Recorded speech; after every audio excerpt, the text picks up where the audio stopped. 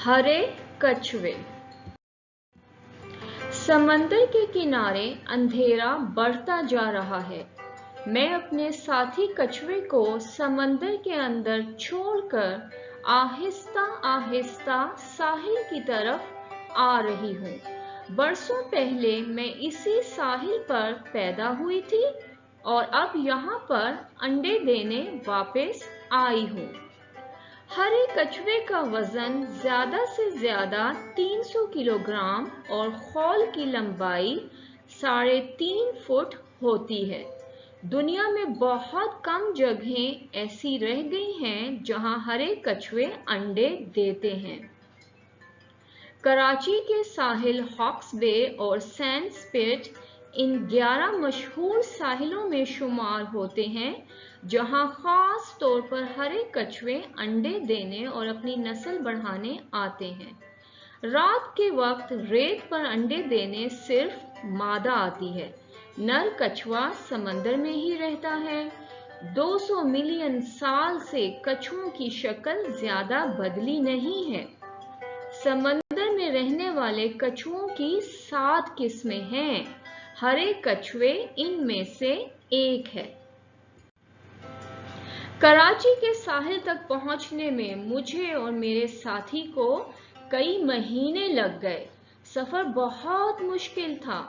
तैरते हुए कभी रास्ते में नुकीली और पथरीली चट्टानें आ जाती, कभी कोई खतरनाक सी मछली हमें खाने को बड़ा सा मुंह खोले हमारी तरफ बढ़ती। अफ्रीका, जनूबी अमेरिका और जनूबी एशिया के रहने वाले बाशिंदे कछुए को ग़िज़ा के तौर पर खाते हैं।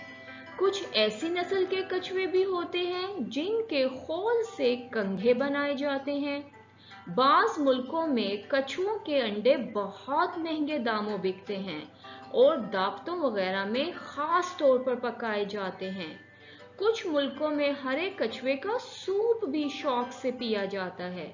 इसी वजह से समंदरी कछुओं की नस्ल आहिस्ता आहिस्ता खत्म हो रही है। इनको बचाना बहुत जरूरी है। इसीलिए तमाम दुनिया में ऐसे कानून बने हैं जिनके तहत कछुए के शिकार को सख्ती से मना किया गया है।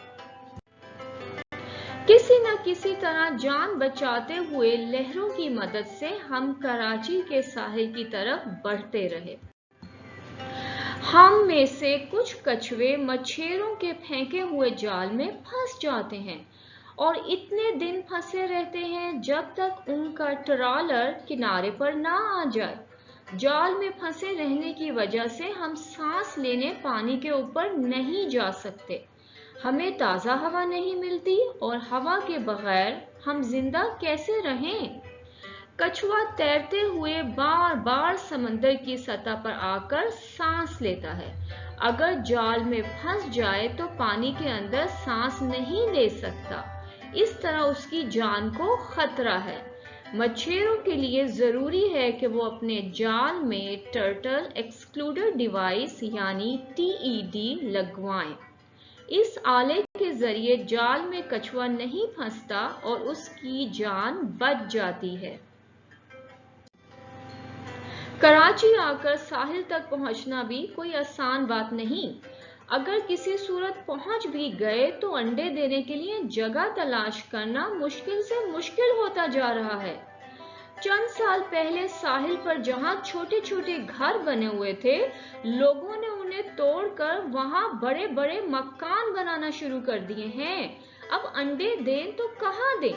अगर हालात ऐसे ही बिगड़ते रहे तो हमारे लिए साहिल पर कोई जगह नहीं बचेगी।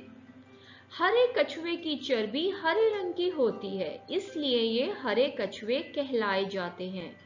इनकी उम्र औसतन 100 साल होती है।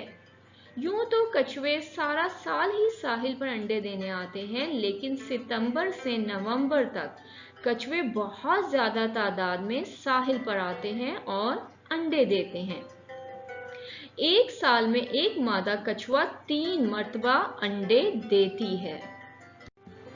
कई मर्तबा ऐसा भी होता है कि हम रेत तक पहुंच तो गए मगर कहीं से शरीर बच्चे उधम मचाते वहां आ गए और हम कछुए डर के मारे फौरन वापस समंदर की तरफ लौट गए।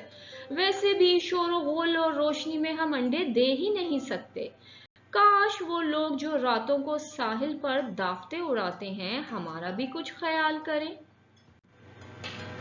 आसमान पर शिकारी परिंदे, चीले और कौवे भी बहुत मंडलाते हैं। मुझे डर है कि मेरे बच्चे जब अंडों से निकलकर बाहर आएंगे तो कहीं ये चील कौवे इन्हें खा ना जाएं। अगर बच्चे और बड़े साहिल पर कूड़ा करकट ना फेंकें तो शायद ये चील, कौवे और जंगली कुत्ते इतनी तादाद में ना मंडलाएं। कछुए के बच्चों का साइज हमारी हथेली के बराबर होता है। अंडे से निकलने के बाद रात के वक्त ये रेंगते हुए समंदर के अंदर जाना शुरू कर देते हैं। इन कछुओं के बच्चों की जिंदगी शुरू दिन से ही खतरात से भरी होती है। एक मादा औसतन 100 अंडे देती है। इन अंडों से निकलने वाले बच्चों में से तकरीबन 98 किसी न किसी वजह से नहीं बच पाते।